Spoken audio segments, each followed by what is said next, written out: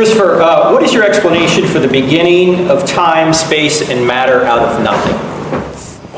Well, we don't know. I remember being asked by one of my children once, I said, well, what was there at the Big Bang? And I said, well, you have to imagine, this shows how poverty-stricken our own vocabulary is, and I suspect how poverty-stricken our own capacity is. In other words, I think there are some things, not that we don't understand or know, but that we cannot. So we're reduced to sort of primitive images. But I said, suppose you could picture all of matter, the whole of matter, condensed into, I got this from Hawking, I think, one of his colleagues, condensed into something like a very small, dense black suitcase of the kind you see people carrying money in crime thrillers. And it's about to fly open. Right? That's what you'd have to be able, everything that's ever going to be is inside that. That was the best I could do. And I don't think many people could do, if I say it myself, that much better. But I was completely unhorsed because the kid said, well, what was outside the suitcase? And I thought, oh, well, I can't do that. And I don't know anyone who can. And that, in a way, would be my whole point. I don't have to know. You do. You're the one who says you know, not me. The theist and the deist say, oh, come on, we know. This is only possible with an author. It's only possible with a creator. It's only possible with a master and commander. It's only possible with a dictator. You're welcome. I don't need 5 minutes. Is it fair to say, though, that if the creation was out of nothing, and that's the common view today, that the being that brought it into existence, the cause, whatever it was. Don't say being. What ground do you have to say being? Because to go from a state of non-existence to a state of existence, you need to make a choice. No, you don't. You don't? How does something that... Where are you getting this choice from? The choice, how does first of all, there was no nature, there was nothing. So if there was nothing, how do you get something from nothing without a cause? How do you get, I can answer the same question in the way I did before. How do you get so much nothing from something? You look into the night sky, if you're in, say, the Carmel Peninsula, you can't do it from many parts of Virginia now, but if you are in certain parts of California, as I was recently, you can look into the night sky and see universes blowing up and bursting into flame every night of the week, several times. They had something, and it's all nothing now. Who's the author of that? Who mandated that? Who's the creator of that? Who's the dictator who demands that sacrifice? The fact that things... You're making a rod for your own back here. No, the fact that things go out of existence, Christopher, doesn't mean that they're not designed. The typewriter is out of existence right now, thankfully. But the typewriter's designed. So the fact that the universe is going to heat death doesn't mean that it didn't have a designer at the beginning. And of course, religious people believe that somebody's going to intervene to stop it before it does go. And even if they do? Even if it doesn't, wait. Hold on. Sorry. Even if nobody intervenes, if it goes to heat death, it goes to heat death. Excuse me. Did the religious among you, ladies and gentlemen, understand, I did not, that there will be an intervention to make an exception in our case? That this will not happen to our cosmos? That God will prevent the heat death? That's the Christian view, and as I said... I had no idea. Yes. That a new heaven and new earth will be created. Genesis is paradise lost. Revelation is paradise restored. It sounds fatuous to me, I've got to say. Again, how do you get something? I am not the one who has to answer the question. Excuse me, you're the one who has to answer the question. You're the one who claims to know. You say there was a creation moment and a creator. I want to know why you're changing the subject and saying to me, how do I not know this? When you're the one who has all the information. I also want to know, I also want to know this. I want to know what sources you have that are not available to me. How do you know that an intervention will occur to prevent the entropy and implosion and destruction of our solar system? If you want to go to our second debate, I'll provide that. Well, but what I'm saying is, let's say there's no intervention. Let's say there's no intervention. We go to heat death. Does that mean that the universe was not created and not designed? It doesn't entail that belief, no, but it makes it. Okay, so what's your point? It makes it seem a very capricious designer. Shall we say, rather as I said, it's an old verse of Phil Greville's, created sick, commanded to be well. Why would people be told, okay, I can create you, but I'm going to create you with original sin, misery, shame, death of children, disease, and so on, just to see if you can pass a test that would mean I might not send you to hell. I don't say that that didn't happen. I say that I'm very glad that the evidence for it is very scanty. And I accuse those who do believe it, and I can't have been surely misunderstood on this point, of harboring a very sinister desire to live in a totalitarian system. How do you define sinister? Mr. Hitchens. The desire to be a slave. Is that masochism? Is I think I regard masochism. In your brain, I regard or is there masochism. Something beyond you that. I'll say that I think masochism is a sinister and creepy impulse. Yes. Mr. Hitchens. Question for Dr. Turek. All right. I won't take a minute to ask. I don't just support and try and help out those who dissent from the ridiculous belief of Christianity and the horrible idea of vicarious redemption.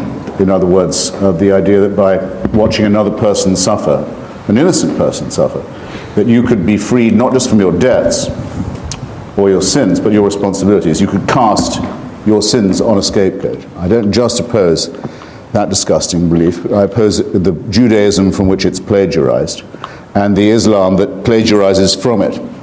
And I give publicity and exposure whenever I can to those who were brave enough in old times to oppose this nightmarish belief. And one of the great opponents of the Islamic totalitarianism in ancient Persia was the great Omar Khayyam, perhaps the greatest poet of old Persia, whose Rubaiyat, I'm sure, is known at least to some of you. And my favorite verse of this comes from the Robert Le Gallienne translation, and it takes the form of a question. The quatrain is in the form of a question. It says, "And do you think that unto such as you, a maggot-minded, starved, fanatic crew, God gave a secret and denied it me? Well, well, what matters it? Believe that too." To this magnificent astronomer and scientist and physician and humanist of Persia, who opposed the cruel, sadistic, verminous, ignorant mullahs of his day, I borrow the question, what is your authority for saying that you know something that I don't? Christopher, I'm giving a probability argument. As you said before, you can't disprove the existence of God, and you can't prove beyond any doubt that there's a God. I'm giving probability. I'm giving cosmological, teleological, moral, consciousness, reason, mathematics, all of those things I listed before. It's open, the evidence is open to everybody. And this is related to your 70,000 years point that you just made there. From a Christian perspective, God has always had a revelation, even before Christ. It talks about the fact that God has always had a witness. There's three witnesses. There's creation. Everyone has creation. There's conscience. Everyone has conscience. And there's Christ. Now, Christ, true, only came 2,000 years ago. But his sacrifice of atonement, his sacrifice of atonement is retroactive to everybody that lived before him. So he's always had a witness. It is quite convenient, and that is the very nature of God. You're absolutely correct. Well, I got him to say it. You see, if we were only discussing ontological questions, that would be all very well, and it could be quite amusing. I could say that you require a higher degree of standard of proof for your proposition than I perhaps do for mine, and you'd probably accept that, and so forth, and we could go back and forth. But we'd be paltering again with the essence of the matter, which is this. The difference between the theist and the deist is as follows. The deist says, may not make sense without some kind of designer. The theist says, when I tell you what to do, Christopher, I have God on my side. The deist says, he can tell what God wants of me, what length I should shave off the end of my penis, if I'm a boy or have a male child, or off the clitoris if it's a female child. He knows to the exactitude what the proportions of that should be, what the diet should be, what the dietary laws ought to be, who I should sleep with, and in what position. And various other things. And since God doesn't ever directly appear and say, do it this way, It's done for him, this is really convenient, by human representatives who claim to act in his name. So that's why I think your standard of proof should be a great deal higher, because if the reason this point is important to you is because it would mean real power in the only world that actually exists, which is the material world, of you over me. And you wonder why I'm not keen.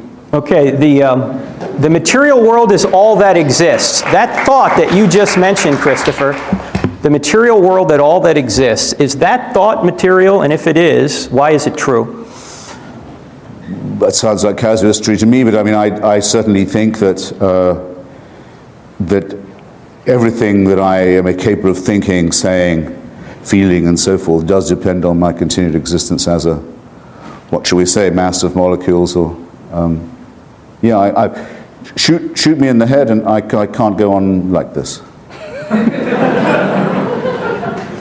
And I won't be coming back to bother you either. Question? Sure. Nor am I going anywhere after that's happened. Christopher. And I don't wish it otherwise, by the way. I don't wish it otherwise. God gives you what you desire. Would that were the case? I have bear with me, a relatively long question here. After admitting that an unborn child is a human being, you write on page 221, and thankfully you say in the book that it's nonsense that an unborn child is not a human being. You admit that the unborn child is. You say this, and I quote, "There may be circumstances in which it is not desirable to carry a fetus to full term. You then go on to advocate termination of pregnancy if birth control fails." Here's my question. Why is it that according to you, when God plays God by taking a life prematurely, in the Old Testament for example, it is a moral outrage, but when you play God by taking a life prematurely through abortion, it is a moral right? Well, it's a false distinction. I mean, that's not what I say. I mean, I say that the great abortifacient is, I would say, nature. I don't say God. Of course, God does not decide that so many pregnancies are not carried to full term. Nature knows, in the case of our species, as with every other mammal and primate, that some fetuses are not going to make it and flushes them out. That's just a brute fact. We wouldn't be here if that wasn't the case, because we're, as you know, adapted biologically to an environment we've abandoned, the savanna. That's why we have appendices that are designed for grass eaters, and you know all of this. It's all very well knowable. You can't be having a brood of sickly, half-baked children and get away from the predators. I mean, so nature is the great abortifacient. I certainly don't blame God for it. I do, as a humanist, believe that the concept unborn child is a real one, and I think the concept is underlined by all the recent findings of embryology, and about the early viability of a well-conceived human baby, the one that isn't going to be critically deformed, or even some that are, will be able to survive outside the womb earlier and earlier and earlier. And I see that date only being pushed back, and I feel a responsibility to consider the occupant of the womb as a candidate member of society in the future, and thus to say that it cannot be only the responsibility of the woman to decide upon it, that it's a social question and an ethical and a moral one. And I say this as someone who has no supernatural belief. So your question ought to have been this: how do I have any ethical opinions, since I don't believe that I'm created? And I don't believe I'm going to heaven. I prefer the first question, if you don't mind. Right, but okay, but I mean, it just, isn't it entailed by it? I appeal to the audience, have I not answered the question about the termination of pregnancy? Which bit have I not answered? You better prompt me then. I'll read it again. Why is it that according to you, when God plays God by taking a life prematurely? Well, it isn't according to me. I don't say God does that. Nature in your book, which is right over here, you have an entire chapter about the atrocities in the Old Testament. Yes. And the atrocities have to do with God commanding genocide and those things. And you obviously have a problem with that, as many people should. So my question again is, why, according to you, when God plays God by taking a life prematurely in the Old Testament, is it a moral outrage, but when you play God by taking a life prematurely through an abortion, it is a moral right? Once again, I'm sorry if my work is so obscure, but I don't say that I have a moral right to terminate a pregnancy. I've given all the reasons that I think hedge that question ethically and morally very sternly, very stringently. And in any case, it's not like saying that every living child of the Amalekites should be destroyed. And an injunction by God to Moses to say he's been too merciful and he's spared too many children and enslaved too few women and didn't make the genocide complete. I'm sorry, I've never been accused of, and I expect not to be, if I'm lucky enough in my life, of any such thing. And the idea that there's a moral equivalence between the two, or handling the really difficult question of an unviable fetus and what should be done about it, isn't a moral equivalence at all. So do you want to say that all unborn life is, like you say in the book, is a human being, and therefore you should not kill it? Is that what you want to say to get out of this dilemma, or what do you want to say? No, but I think the presumption, I've long said that the presumption is that the unborn entity has a right on its side, and that every effort should be made to see if it can be preserved. And I think that's an ethical imperative. What I do say in the book is I think the Roman Catholic Church makes this argument immoral when it could be a moral one, by saying that contraception is not to be allowed, by saying that contraception is the moral equivalent of abortion. In other words, to say that contraception is also murder, which is a nonsensical and disproportionate position. I quote some serious Catholics in my book. William F. Buckley, the late, is one. Clare Boothe-Luce is another, by saying, if the church says that contraception and abortion are morally the same, it degrades the opposition to abortion morally. And by making absurd arguments, as it has in the past, Aquinas believed that every single sperm contained a microembryo inside it, and thus that, if you like, I hope I don't offend anyone, hand jobs are genocide. As for blowjobs, don't start. That an ectopic pregnancy, in other words, a direct threat to the life of the mother, a fallopian tube pregnancy, is, instead of a direct threat to the life of the mother and an obvious no-starter for a human embryo, because that's going anyway, is someone who should be allowed to vote. This is nonsense. It's casuistry, it's immoral, it's superstition, and it prevents people from thinking seriously about matters that humanism can decide for itself, for heaven's sake, without any supernatural intervention. Question. Your question, sir. Oh, well, since I answered your last question with a question of my own, I'll make it my question to you. I'm very keen to know how it is that you, in a sense, that you dare to say that without a belief in religion, I would have no source for ethical or moral. It's not what I'm beliefs. saying. You seem to hint at it. No. Did he not? No. Oh, I'm not saying you don't know morality, Christopher. I'm saying you can't justify morality without a being beyond yourself. So that, just if I, okay, good. So that if I say that for me it's enough to be willing to love my fellow man and perhaps hope that my fellow man and woman will give me some of the same consideration in return, and that after all, the Samaritan, of whom we've all heard, was the only one to help after the priests and the Levites had passed by. And the Samaritan also, though he's talked of by Jesus, can't have been a Christian because he appears in a story told by Jesus, so there can't be any Christianity before that. Somehow, he knew the moral thing to do is to help his fellow person without a religious instruction. Yes, that's actually the whole point of the parable, though it's not the way it's usually told. And that's what Christianity teaches. You know morality. It's written on your heart. You don't need the scripture to know right from wrong. And this was only available to us 2,000 years ago. No, you've known it from the beginning of time.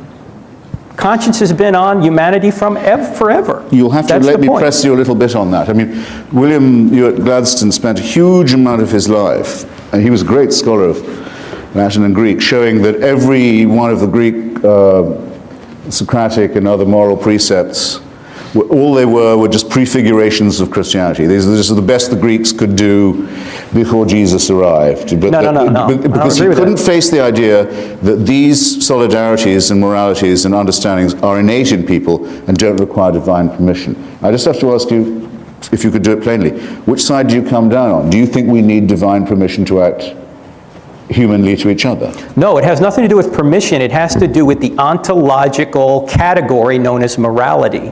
Where does morality come from? Does it come from the benzene molecule, the carbon molecule, the oxygen molecule? In your worldview, where does it come from? Suppose that we were having this discussion before the existence of molecules was understood.